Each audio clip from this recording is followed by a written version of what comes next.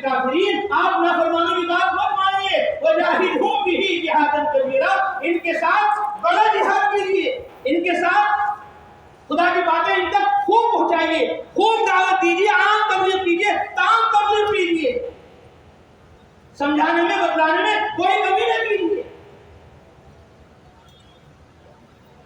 امام راضی رحمۃ اللہ علیہ نے لکھا کہ اللہ تبارک و تعالیٰ فرماتے ہیں وَلَوْ شِئْنَا لَبَعَثْنَا فِي كُلِّ قَرْيَةٍ نَذِيرًا، کہ محمد صلی اللہ علیہ وسلم اگر ہم چاہتے ہر بستی میں نبی بھیج دیتے، ہر بستی میں پیغمبر بھیج دیتے، ہر بستی میں رسول بھیج دیتے۔ جہاں اللہ نے 1.25 لاکھ نبی بھیجے ہیں، وہاں اللہ تبارک و تعالیٰ 2 لاکھ نبی اور بھیج سکتے تھے، 5 لاکھ نبی اور بھیج سکتے تھے۔ اللہ کے یہاں کیا کمی ہے؟ وَإِن مِّن شَيْءٍ إِلَّا عِندَنَا خَزَائِنُهُ، اللہ کے پاس تو ہر چیز کے خزانے کے خزانے ہیں۔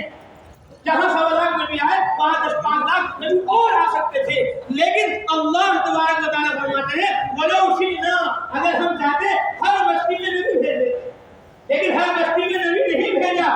کیوں؟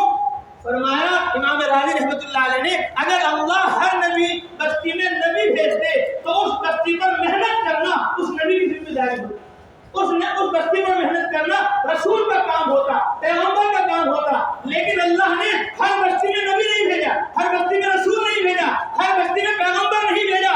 فَاجْتَمَعَتْ تِلْكَ الْمُجَاهَدَاتُ عَلَىٰ رَسُولِ اللَّهِ صلی اللہ علیہ وسلم فَكَبُرَ جِهَادُهُ، یہ سارے مجاہدے ساری دنیا کی بستیوں میں، دنیا میں کتنی بستیاں ہیں؟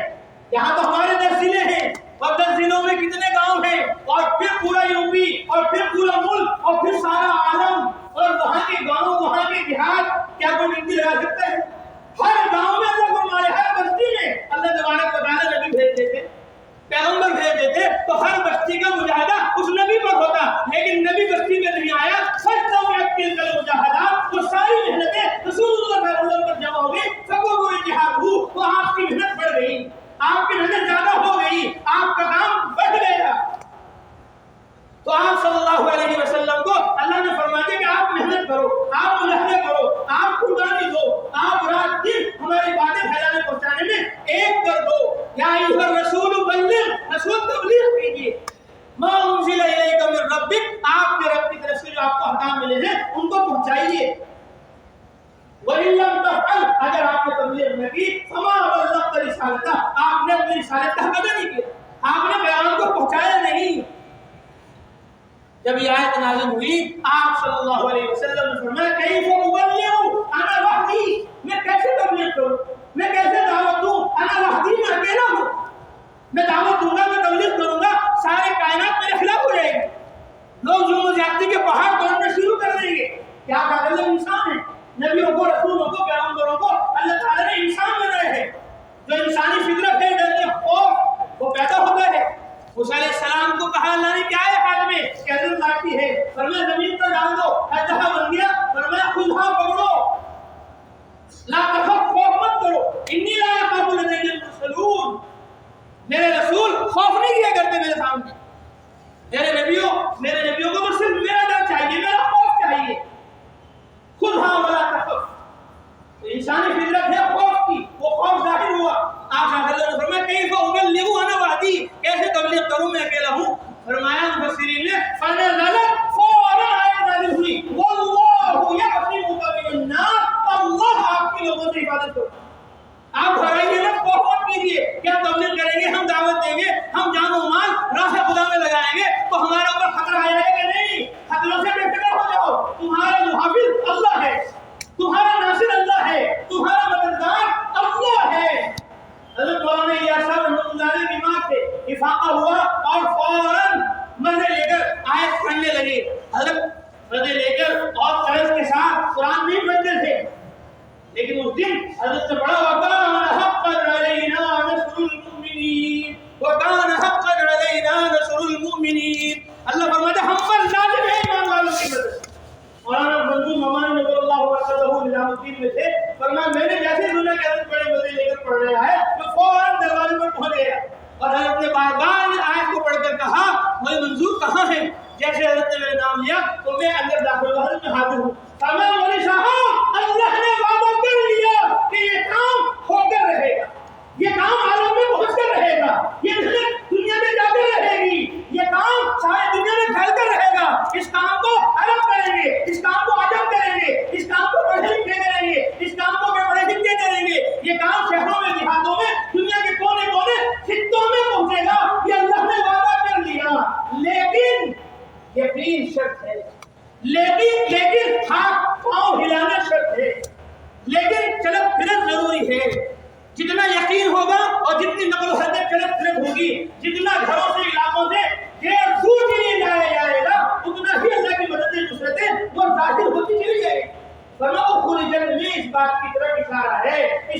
کے لیے خروج ضروری ہے، اس کے لیے نکلنا ضروری ہے، اس کے لیے چلنا اور پھرنا ضروری ہے۔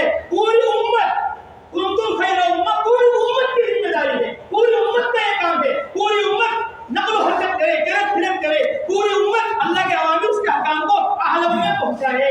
کیا مرد، کیا عورتیں، کیا مرد، کیا عورتیں، کیا بچے، مرد بھی، عورتیں بھی اور بچے بھی، یہ سب کا کام ہے، سب کی ذمہ داری ہے۔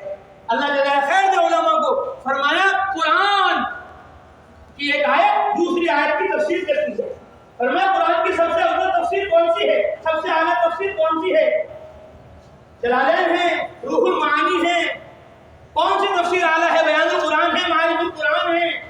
فرمایا نہیں، سب سے افضل، سب سے اعلیٰ، سب سے عمدہ تفسیر تفسیر القرآن بالقرآن ہے۔ قرآن کی تفسیر قرآن سے، قرآن کا معنی قرآن سے، قرآن کا مطلب قرآن سے، یہ سب سے افضل تفسیر ہے، یہ سب سے اعلیٰ تفسیر ہے، یہ سب سے عمدہ اور سب سے بہتر تفسیر ہے۔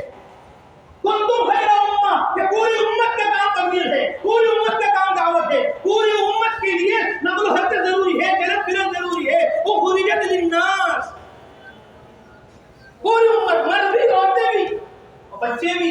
اللہ فرما رہے ہیں والمؤمنون والمؤمنات، ایمان والے مرد، ایمان والی عورتیں آپس میں ایک دوسرے کے مددگار ہیں۔ یا اللہ کیا کام ہے مردوں کا، یا اللہ کیا کام ہے عورتوں کا؟ ہم نے تو سمجھا ہے مردوں کا کام کمانا ہے اور عورتوں کا کام خرچ کرنا ہے۔ ہم نے تو سمجھا ہے کہ باہر کی ذمہ داری دنیا کی وہ مردوں کی ہے اور اندر کی ذمہ داری دنیا کی وہ عورتوں کی ہے۔ کیا کام ہے مردوں کا، کیا کام ہے عورتوں کا، کہ وہ بتائیں گے جس نے مردوں عورتوں کو پیدا کیا ہے۔ یا ایھا الناس اتقوا ربکم الذی خلقکم من نفس واحدہ، اے لوگوں اپنے رب سے ڈرو جس نے تمہیں ایک جان سے آدم علیہ السلام سے پیدا کیا اور انہیں سے ان کی بیوی حوا کو پیدا کیا، وبث منہما رجالا کثیرا ونساء، اور پھر انہیں ایک مرد عورت سے بے شمار مرد عورت عالم میں پیدا کیے۔ یہ سارے مردوں کا، عورتوں کا، سارے ایمان والے مسلمانوں کا کام کیا ہے؟ قرآن اجاز صاحب رحمۃ اللہ علیہ فرماتے تھے اس آیت میں اللہ نے دونوں کے کام کو بیان فرمایا۔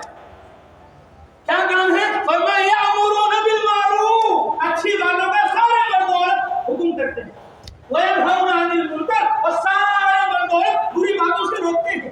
اس لیے میں کیا کرتا ہوں کہ سارے نبیوں کا پہلا کام دعوت ہے، ساری مسجدوں کا پہلا کام دعوت ہے، سارے مسلمانوں کا پہلا کام دعوت ہے کہ وہ دعوت کے ذریعے انسانوں کو اللہ کی طرف متوجہ کرتے ہیں۔ اللہ فرماتا ہے